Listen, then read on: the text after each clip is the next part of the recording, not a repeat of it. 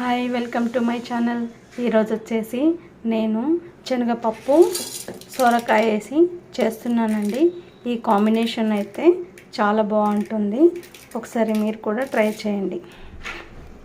పప్పు అండి, నేను ఒక కప్పు వరకు నేను శనగపప్పును తీసుకున్నాను. దీనికి బాగా శుభ్రపరచుకుందాం.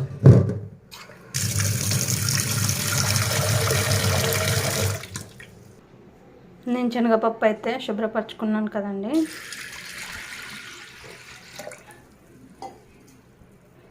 వాటర్ అయితే యాడ్ చేసుకున్నాను.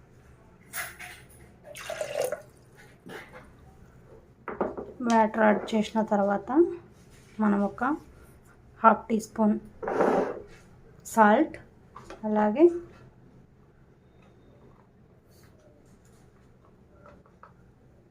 హాఫ్ టీ స్పూన్ పసుపు అండి వేసిన తర్వాత మనం మూత పెట్టేసుకొని ఒక 4-5 విజిల్ రానివ్వాలి. 4 to 5 విజిల్స్ అయితే రానివ్వాలండి. పప్పు ఉడికిన తర్వాత మనం ప్రాసెస్లోకి వెళ్ళిపోదాం. పప్పు అయితే ఉడికిపోయిందండి. ఇలా మెత్తగా అయితే ఉడికిపోయింది పప్పు. ఇప్పుడు మనము సొరకాయ కట్ చేసుకొని వాటర్లో ఇలా పెట్టేసుకున్నామండి. ఎందుకంటే వాటర్ లేకపోతే సొరకాయ అనేది నల్లపడుతుంది. మనం కడాయి పెట్టేసుకొని ఇప్పుడు మనం పప్పు పెట్టుకుందాం. ఆయిల్ అయితే యాడ్ చేద్దామండి.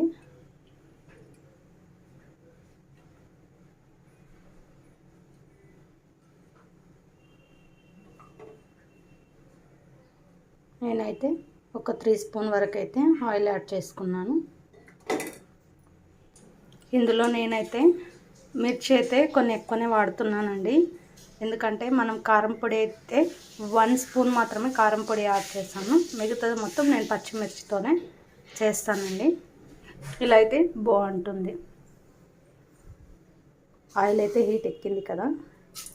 మనం ఇప్పుడు 1/2 టీ స్పూన్ ఆవాలు, 1/2 టీ స్పూన్ జీలకర్ర,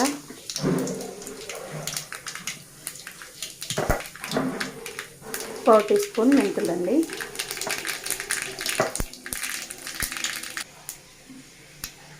ఇప్పుడు మనం పచ్చిమిర్చి, ఆనియన్ యాడ్ చేస్తాం.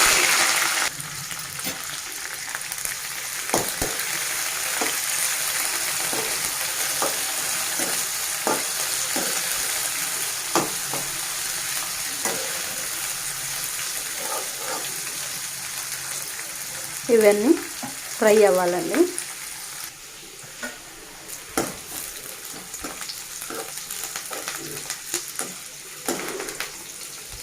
ఆల్రెడీ ఆనియన్ కొంచెం బ్రౌన్ కలర్ మారుతుంది కదండి. ఇప్పుడు మనం ఒక రెబ్బ కరివేపాకు యాడ్ చేసుకుంటాం.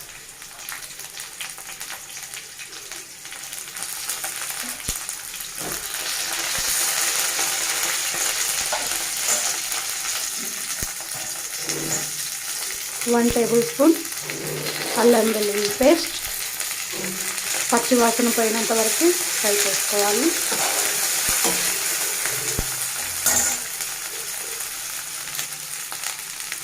ఇప్పుడు మనం 1/2 టేబుల్ స్పూన్ పసుపు అయితే యాడ్ చేసుకున్నాము. ఆల్రెడీ మనము 1/2 టీ స్పూన్ పసుపు అయితే పప్పు ఉడికేటప్పుడు యాడ్ చేస్తాం కదా. ఇప్పుడు మనం కొంచెం పసుపు యాడ్ చేసుకుందాం.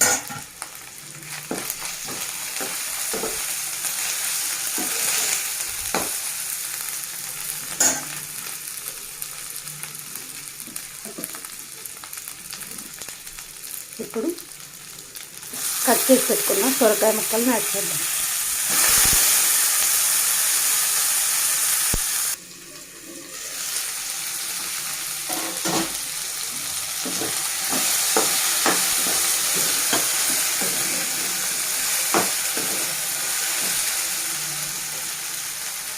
ఇప్పుడు మనము ఒక 1/2 టీ స్పూన్ సాల్ట్ యాడ్ చేసుకున్నాం. ఎందుకంటే మనం పప్పు ఉడికేటప్పుడు already 1/2 teaspoon salt add చేసుకున్నాం కదా. ఇప్పుడు మనం కొంచెం సాల్ట్ యాడ్ చేసుకున్నాం.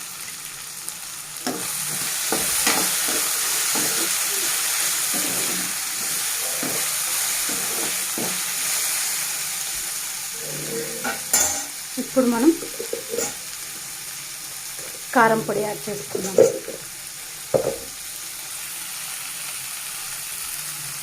నేనైతే ఇందులో 1 స్పూన్ కారం పొడి మాత్రమే యాడ్ చేస్తున్నాను, ఎందుకంటే మనం పచ్చిమిర్చి వాడుతున్నాం కదా, ఎక్కువ అయితే పచ్చిమిర్చి వాడుతున్నాము. ఓన్లీ 1 టేబుల్ స్పూన్ మాత్రమే కారం పొడి యాడ్ చేసుకున్నాం. ఇది బాగా సొరకాయల ముక్కలు అనేది కొంచెం మగ్గనివ్వాలండి. మూత పెట్టేసుకుందాం. సొరకాయ కొంచెం మగ్గిపోయింది కదండి.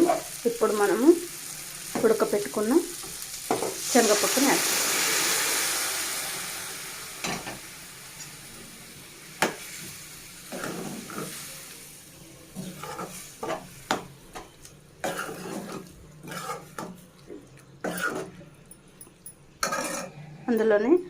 అందులో కొంచెం కొత్తిమీర యాడ్ చేద్దామండి. ఇంకా సొరకాయ ముక్కలు అయితే ఉడకలేదు, ఒక 5 to 10 minutes ఇట్లనే ఉడకనిద్దాం.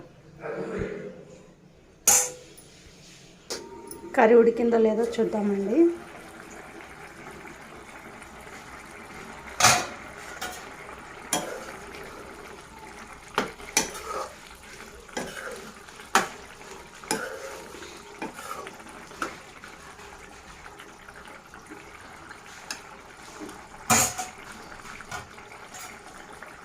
సొరకాయ ముక్కలు కొంచెం ఇంకా ఉడకాలండి.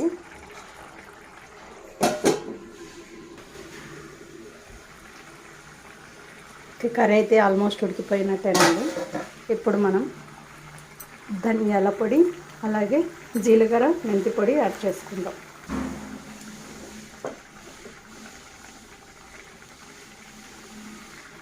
వన్ టీ స్పూన్ ధనియా పౌడర్ అండి.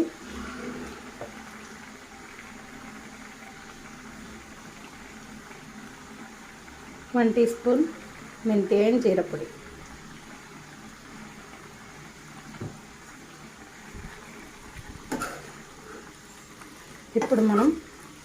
ఇప్పుడే మనం ఈ పౌడర్లు యాడ్ చేస్తాం కదండి, ఒక 2 minutes మాత్రమే దీన్ని ఉడకనివ్వాలి.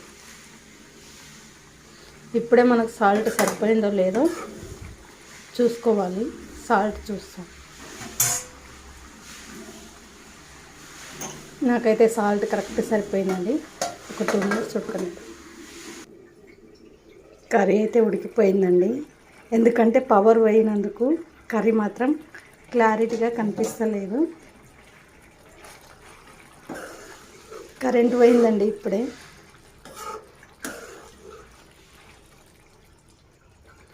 ఓకేనండి, ఇప్పుడు మనం స్టవ్ ఆఫ్ చేసుకుందాం. ఈ కర్రీ అయితే కొన్ని రెస్టారెంట్లో మాత్రమే చేస్తారండి.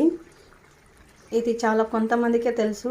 పచ్చి శనగపప్పుతో విత్ సొరకాయ వేసి వండడం అయితే ఇది చపాతీలోకి బాగుంటుందండి. చపాతీ అయినా ఏదైనా రోటీస్లోకి అయితే బాగుంటుంది. ఒకవేళ మనం రైస్లో తినాలి అనుకుంటే దాంట్లో మనకు దీని కాంబినేషన్ పచ్చి పులుసు అయితే చాలా బాగుంటుంది. ఒకసారి మీరు కూడా ట్రై చేయండి. థ్యాంక్ యూ అండి. ఒకవేళ నా వీడియో నచ్చినట్టయితే లైక్ చేయండి, షేర్ చేయండి, కామెంట్ చేయండి. డిఎస్టీ ఛానల్ని సబ్స్క్రైబ్ చేసుకోండి. Thank you.